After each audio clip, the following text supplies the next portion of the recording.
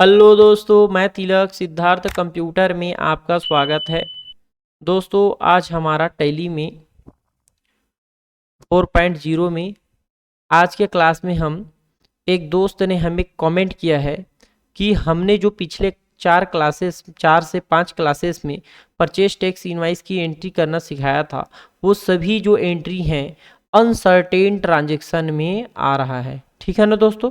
तो मैं एक बात आप लोग को क्लियर बता देना चाहता हूँ दोस्तों, जब मैंने पिछले 4 से 5 क्लासेस जिसमें मैंने आपको परचेज टैक्स इनवाइस की एंट्री करना सिखाया था, उसमें मैंने साफ साफ बोला था कि मैं जो जीएसटी नंबर ले रहा हूँ वो फेक है। ठीक है ना। अगर आप एंट्री करते हो अपने बिजनेस में तो आप सही जीएसटी नंबर ले लेना। ठीक है ना। इसलिए मैंने फेक जीएसटी नंबर लिया है अपने कंपनी में भी, और अपने सप्लायर के लेजर करते समय भी मैंने जीएसटी नंबर जो है गलत डाला था। इसलिए मैंने जो एंट्री पास किया है वो किस में जा रहा है, जीएसटी रिपोर्ट्स के जीएसटीआर 3B में अनसर्टेन ट्रांजैक्शन में जा रहा है। ठीक है दोस्तों। तो अनसर्टेन ट्रांजैक्शन में जाने का बहुत से कारण है, केवल जीएसटी नंबर नहीं है। ठीक है ना। जैसे कि क्वांटिटी अगर आप गलत डालते हो, यानी कि क्वांटिटी कोड सेलेक्ट नहीं करते हो तो भी जाएगा, एचएसएन कोड नहीं डालते हो तो भी जाएगा, है ना। बहुत सारी चीज़ें हैं जिसके कारण जो है अनसर्टेन ट्रांजैक्शन में चला जाता है। तो एक दोस्त ने हमें जो कमेंट किया है कि ये हमारे 3B में मिसमैच में आएगा, तो हम आज जो है आपको उस मिसमैच को हटा के दिखाते हैं। ठीक है ना। क्या करके दिखाते हैं? हटा के दिखाते हैं। वो मिसमैच क्यों आ रहा है? तो भाई वो मिसमैच इसलिए आ रहा है क्योंकि मैंने पिछले जो 4 से 5 क्लासेस था उसमें मैंने फेक जीएसटी नंबर यूज़ किया था, इसलिए वो एंट्री जो है अनसर्टेन ट्रांजेक्शन में आ रहा है। आप मैंने जो जीएसटी नंबर लिया था उसी को आप देख देख के अगर आप अपने कंप्यूटर में एंट्री करोगे तो आपका एंट्री तो अनसर्टेन ट्रांजैक्शन में आएगा ही। ठीक है ना। आपको क्या करना है दोस्तों, आपको अपने जो रियल यानी कि जहां आप काम करते हो वहां का जीएसटी नंबर लेना है। ठीक है ना। और उस जीएसटी नंबर को अपने टैली में फिल करना है, तब जाके आपको आपका जो एंट्री है सही होगा और अनसर्टेन ट्रांजैक्शन में नहीं आएगा। ठीक है। तो अब मैं उस मिसमैच को आपको आज के क्लास में हटाना सिखाऊंगा। ठीक है ना। अब हटाने के लिए मुझे क्या करना पड़ेगा, जीएसटी नंबर क्या करना पड़ेगा, लेना पड़ेगा ओरिजिनल यानी कि रियल वाला। तो मैं वो जीएसटी नंबर कहाँ से लाऊंगा, तो मैंने क्या किया है, पहले से जियो फाइबर और एयरटेल का जीएसटी नंबर जो है निकाल के रख लिया है। अब उसी जीएसटी नंबर को मैं जो है इस कंपनी में जो मैंने एंट्री पास किया था उसमें मैं लगाऊंगा। यानी कि अपना कंपनी जब मैंने बनाया था उसमें मैंने फेक जीएसटी नंबर डाला था, उसमें जो है मैं अब जो है सही जीएसटी नंबर डालूंगा। ठीक है ना। तो जियो फाइबर और एयरटेल में से मैंने क्या किया, जीएसटी नंबर निकाल दिया है, तो मैंने उसको रखा है एमएस वर्ड में निकाल के। अब मैं आपको मिसमैच हटा के दिखाता हूँ। तो चलते हैं एमएस वर्ड में। तो दोस्तों यहाँ पर मैंने जीएसटी नंबर निकाल लिया है। एक जीएसटी नंबर मैंने अपने कंपनी के लिए निकाला है और दूसरा जीएसटी नंबर मैंने सप्लायर के लिए निकाला है। यानी कि ये जो सप्लायर है हमारे स्टेट का है, हम छत्तीसगढ़ के हैं इसलिए बता रहा हूँ। यहाँ पर स्टेट जो है हमारा 22 है, छत्तीसगढ़ जो है 22 है स्टेट कोड छत्तीसगढ़ का। तो ये हमने क्या किया है, जो छत्तीसगढ़ में जिस सप्लायर से खरीदेंगे उसका जीएसटी नंबर हम 22 वाला रखेंगे। और यहाँ पर है inter state supplier GST number, है ना। तो इसको हम क्या करेंगे, इंटर स्टेट यानी कि अपने छत्तीसगढ़ राज्य से जब हम बाहर की खरीदी करते हैं तो उस सप्लायर के लेजर जब हम बनाएंगे तो जीएसटी नंबर को हम इस वाले जीएसटी नंबर को लेंगे जो कि है इंटर स्टेट। ठीक है ना। तो अब हम इन तीनों को फिल करते हैं, उसके बाद क्या हो जाएगा, हमारा जो है अनसर्टेन ट्रांजैक्शन जो है हट जाएगा। ठीक है दोस्तों। और ये जीएसटी नंबर जो है मैंने कहाँ से लिया है, गूगल में जाके जियो फाइबर और एयरटेल का जो जीएसटी नंबर है, ये जीएसटी नंबर जो है एयरटेल और जियो फाइबर का है। ठीक है दोस्तों। तो आप लोग सीखने के लिए, आप प्रैक्टिस के लिए आप उसमें से जीएसटी नंबर ले सकते हो, प्रैक्टिस कर सकते हो। लेकिन आप जब कहीं पे काम करोगे तो अपने प्रोप्राइटर का जीएसटी नंबर लेना, यानी कि आपने मालिक से पूछना कि हमारा जो बिजनेस का जो जीएसटी नंबर है वो कौन सा है। ठीक है ना। तो वो दे देगा।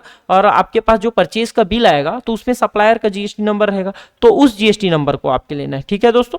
तो आज के क्लास में हम क्या करते हैं, अनसर्टेन ट्रांजैक्शन को आपको हटा के दिखाते हैं। ठीक है। तो चलते हैं टैली में। अब हम क्या करेंगे, डिस्प्ले में जाएंगे, यानी कि display more reports, enter GST reports GSTR 3B, enter लगा देंगे। अब यहाँ पर दोस्तों क्या हो रहा है, ये जीएसटीआर 3B यहाँ पे लिखा हुआ है और यहाँ पर 1 अक्टूबर से 31 अक्टूबर, यानी कि 1 अक्टूबर से 31 अक्टूबर तक का बस रिपोर्ट यहाँ पे आ रहा है। ठीक है ना। अब मुझे क्या करना है, पूरे डेट का लाना है, ठीक है ना, जितना मैंने एंट्री किया है, क्योंकि इसमें अनसर्टेन ट्रांजेक्शन में केवल एक एंट्री शो कर रहा है। तो पूरा डेट लाने के लिए मैं क्या करूंगा, सिंपल F2 प्रेस करूंगा, स्पेस बटन और एंटर लगाऊंगा, फिर स्पेस बटन और एंटर लगाऊंगा। उसके बाद यहाँ पे क्या हो गया, 4 बिल आ गया अनसर्टेन ट्रांजेक्शन में, एंटर लगाएंगे। अब इन 4 बिल में क्या क्या दिक्कत है ये हम सुधारते हैं। तो मैंने आपको पहले ही बता दिया था, मेरे कंपनी का जीएसटी नंबर गलत है और मेरे सप्लायर का जीएसटी नंबर गलत है, तो मैं वो दोनों को सुधार लेता हूँ।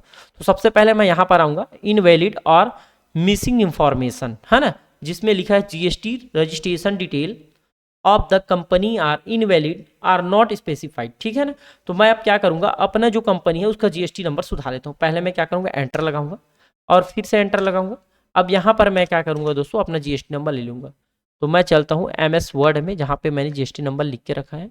अब यहाँ से मैं इसको कॉपी कर लूंगा, ठीक है ना। यहाँ पर मैंने लिख दिया है कंपनी जीएसटी नंबर, ठीक है। तो अगर आप इस जीएसटी नंबर को अपने प्रैक्टिस के लिए लिखना चाहते हो तो लिख सकते हो, ठीक है ना। Ctrl+C। अब यहाँ पर हम कर देंगे Ctrl+V से पेस्ट, एंटर लगाएंगे। ये हो गया दोस्तों, हट गया यहाँ से। अब फिर जाते हैं, अब यहाँ पर हम क्या करेंगे, यहाँ पर 3 आ रहा है ना, invalid or missing information GST registration detail of the party are invalid or not specified, यानी कि हम अपने पार्टी के में भी जीएसटी नंबर गलत डाले थे, उसको भी सुधार लेते हैं। तो एंटर लगाएंगे। अब यहीं पर से सुधारते हैं, तो यहाँ से सुधारने के लिए क्या करेंगे, कंट्रोल इंटर बटन, क्या करेंगे दोस्तों, कंट्रोल इंटर बटन। तो कंट्रोल और एंटर बटन, तो ये बिल ओपन हो गया। फिर एंटर लगाएंगे, यहाँ पर आएंगे, फिर यहाँ पर से कंट्रोल इंटर बटन, क्या करेंगे, कंट्रोल इंटर बटन। अल्टर के लिए शॉर्टकट की है कंट्रोल इंटर बटन, आएंगे, एंटर लगाएंगे। यहाँ पर जीएसटी नंबर ले लेते हैं, ठीक है ना, सप्लायर का, ठीक है ना। ये क्योंकि हमारा स्टेट का सप्लायर है ना, जिस स्टेट से हम सामान खरीद रहे हैं, यानी कि छत्तीसगढ़ से हम सामान खरीद रहे हैं, इसलिए स्टेट कोड 22 है। तो हम क्या लेंगे, अपने सप्लायर जो है स्टेट वाला लेंगे। तो ये 22 है, तो इसको हम क्या कर लेते हैं, कॉपी कर लेते हैं। Ctrl+C से कॉपी किए और यहाँ पर क्या कर देंगे, पेस्ट। एंटर लगाएंगे, एंटर लगाएंगे। अब एंटर आगे बढ़ेंगे और यहाँ पर भी हमें क्या करना पड़ेगा, सुधारना पड़ेगा। तो यहाँ पर Ctrl+V हो गया। अब यहाँ पर मैं अपना जीएसटी नंबर फिर से यहाँ पे क्या करूँगा, ले लेता हूँ। फिर मैंने यहाँ पर से कॉपी किया। आपको गलती सुधारने के लिए भी आना चाहिए भाई, है ना, तभी जाके आप एक अच्छा अकाउंटेंट बनोगे, ठीक है ना। एंटर लगा के एक्सेप्ट करेंगे। मैं आपके सामने जो भी वीडियोस बना रहा हूँ, इसमें मैं कोई भी एडिट नहीं करता, जो भी गलत होगा वो आपके सामने ही मैं सुधारूंगा, ठीक है ना। मैं पहले से कुछ भी प्रैक्टिस नहीं करता हूँ, जो भी बनाता हूँ आपके सामने बनाता हूँ, ताकि आपको अच्छे से अकाउंटिंग आ जाए, ठीक है। अब हम क्या करेंगे, सुधर गया। अब हमारा कौन सा गलती बचा है, एक और बचा है, उसको हम क्या कर लेते हैं, एंटर लगाएंगे, कंट्रोल एंटर बटन। यहाँ पर आएंगे, यहाँ पर मारुति सेल्स में आएंगे, कंट्रोल इंटर बटन, अल्टर के लिए फिर से एंटर लगाएंगे। ये कर्नाटका राज्य का है, तो हम यहाँ पर क्या करेंगे, जीएसटी नंबर जो है कर्नाटका, है ना, इंटर स्टेट वाला लेंगे। तो यहाँ पर से कॉपी करेंगे ये वाला जीएसटी नंबर, Ctrl+C से कॉपी और Ctrl+V से पेस्ट किए, एंटर लगाएंगे, एंटर लगा के चलेंगे आगे। अब यहाँ पर भी हम सुधार लेते हैं, ठीक है, Ctrl+V से पेस्ट। अब यहाँ पर आएंगे, अब यहाँ पर हम अपना जीएसटी नंबर, तो अपना जीएसटी नंबर यहाँ पर है, Ctrl+C से कॉपी और यहाँ कंट्रोल पेस्ट, Ctrl+A से एक्सेप्ट करेंगे। अब एस्केप की से बाहर आएंगे। अब यहाँ पर क्या है, एंटर लगाएंगे दोस्तों, और इसको हम क्या कर देंगे, एंटर लगा देंगे, तो यहाँ पर से हट जाएगा मिसमैच जो है, ये एंटर हुआ, एंटर हट गया दोस्तों मिसमैच।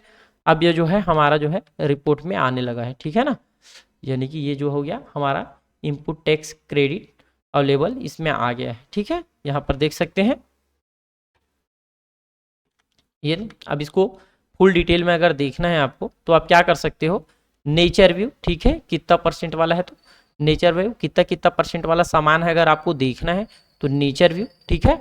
और उसके बाद क्या करोगे, इसको डिटेल देखने के लिए आप चाहो तो यहाँ पर रिटर्न्स व्यू के साइड में जो दिया है बटन बार, उसको हम क्या कर सकते हैं, ऐसे करके इसमें से डिटेल कर सकते हैं, ठीक है ना। ये कर दिया मैंने डिटेल, ठीक है दोस्तों। अगर आपको ऐसा नहीं करना है तो जो टैली ERP9 में हम करते थे Alt F1, उससे भी क्या हो जाएगा, डिटेल आ जाएगा। तो Alt F1 ये हुआ, Alt F1 detail, alt F1 detail. ठीक है दोस्तों, अब हम क्या करेंगे, एक्सेप्ट कर देंगे। ठीक है दोस्तों, तो यहाँ पर देखो हमने जो भी एंट्री पास किया था उसका जो है परसेंट वाइज भी शो कर रहा है, 12% वाला, 18% वाला और 28% वाला।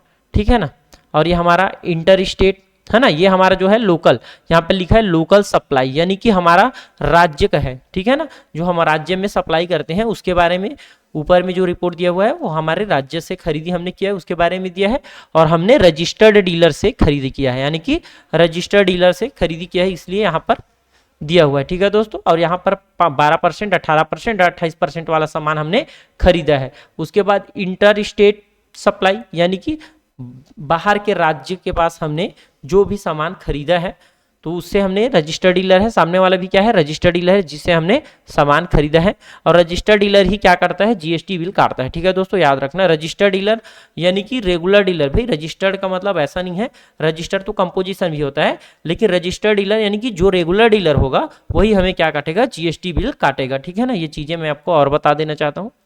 टैक्सेबल में रजिस्टर्ड डीलर सप्लाई, और यहाँ पर 18%, यानी कि इंटर स्टेट से हमने 18% वाला बस सामान खरीदा है।